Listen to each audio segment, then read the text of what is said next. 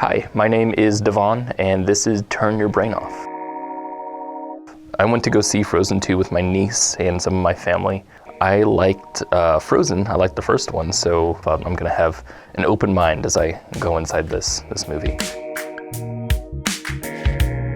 And when I came out of the theater, I realized, wow, I don't think I like Disney movies at all.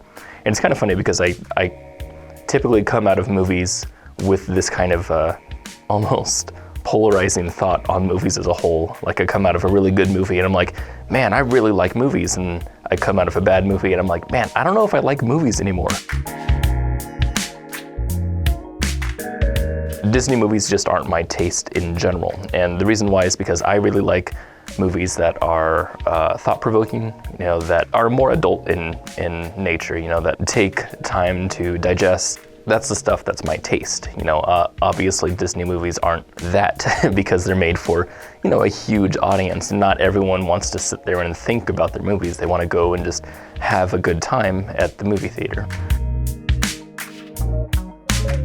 Now, one of my tastes is also enjoying a story. In Frozen, I really liked Frozen because I had a lot of interesting things happening. The story itself wasn't super strong, but it did have, character arcs to follow. It was basic, it was enough to where you could follow things that were happening. I think what really captured me about it, at least, was the originality of everything. It felt really, really interesting.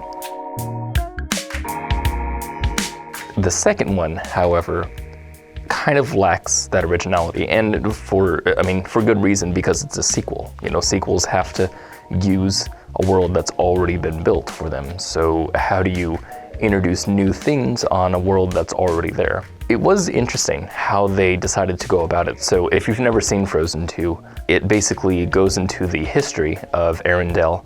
They also introduced kind of a new kind of magic. They introduced the magic that exists in the forest that the tribe somehow follows or is in tune with. And it's the magic that we believe where Elsa got her powers from. Now, that was an interesting thing because it was new and old at the same time, which is what a sequel needs to do, which was an interesting take. It was an interesting way to go about making a new story. What they ended up doing was not really growing anything else in the story. So in the first Frozen, the basic character arc of that whole story was Elsa being afraid of herself, basically. Elsa had these powers that she didn't know how to control. Anna wanted to accept her sister pretty much no matter what. So it was an interesting kind of an arc there. It wasn't super interesting, but there was at least a basic arc.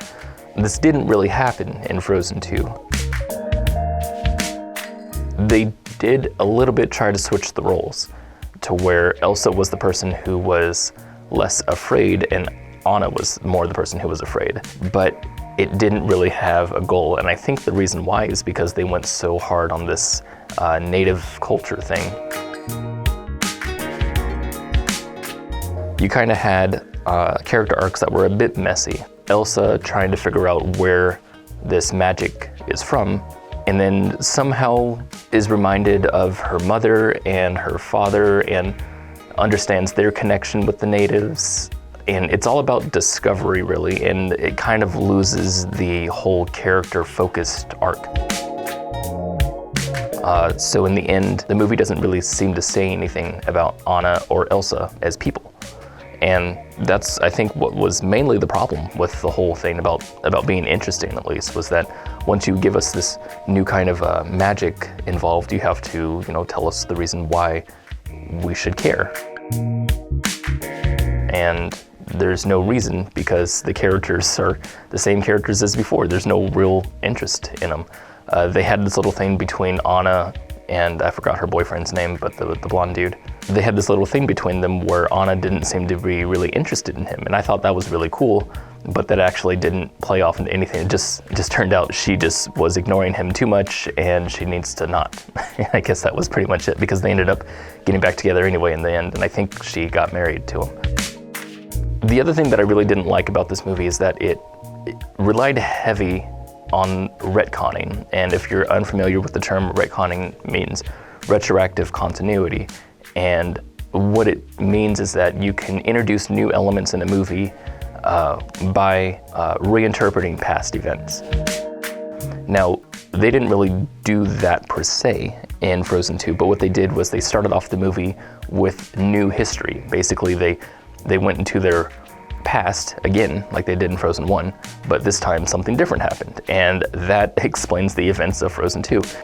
And what I don't like about that is that it's super cheap. It doesn't say anything about anything. You could make sequels forever just on this idea. If you just keep going back and be like, hey, actually back in the day, her mom was a really good cook, therefore these events happen, you know?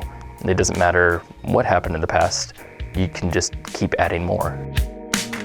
The reason why they do this is because, you know, you need a new story for a sequel, and how else are you supposed to connect past events? How else are you supposed to connect, you know, Frozen 1 with a new story if you don't have any material to go forward on? If you closed off all the arcs, and if you know, closed off all the action saying everything's okay now, what more can you do? So you have to, you know, reinvent a new story. And I think this right here, sequels and remakes, are kind of the reason why I don't like Disney movies. I mostly don't like them because of this writing. And what I like most about movies, I think, the absolute thing that just really gets me into a movie is being hooked into the world and really suspending my disbelief and saying, okay, I'm going on a journey with you guys. I'm gonna go inside this world and really, really just be immersed by it. When you do these kinds of writing for a movie, for a sequel, you have a very cheap setup, something that you just reinvented in the past, and have a cheap payoff. What that tells me is that the creator of the film didn't really care about what was happening. They were just doing it to create another sequel. And that really, really turns me off in movies. If I can sense that the person's motivation for creating the movie was one of just simple continuity, if they just had to continue the franchise. If a Disney executive says, hey, we need to make more movies for this franchise, get on it, that becomes the motivation. And you can feel it through this kind of writing. And it feels very, very cheap. It doesn't feel interesting. It doesn't feel immersive anymore. You could put as many new elements and original, interesting ideas into a movie, but if it's motivated by something other than wanting to make it, then it feels weird, it feels bad. So that's the main reason. And I think Disney is probably the worst at this kind of thing because Disney is a giant, giant conglomerate. They make their money by making a ton of movies. That's usually the reason why I don't like Disney movies, because I can feel it. And I'm like, this feels so bland, it feels so generic. It doesn't feel like there was any real interest in the movie other than just making it work. And so when I see like trailers for new ones, like Onward, for example, is a new movie coming out, it feels bad, it feels generic, it feels gross. So thank you for listening to me talk about my opinions, and I hope you'll listen to another episode.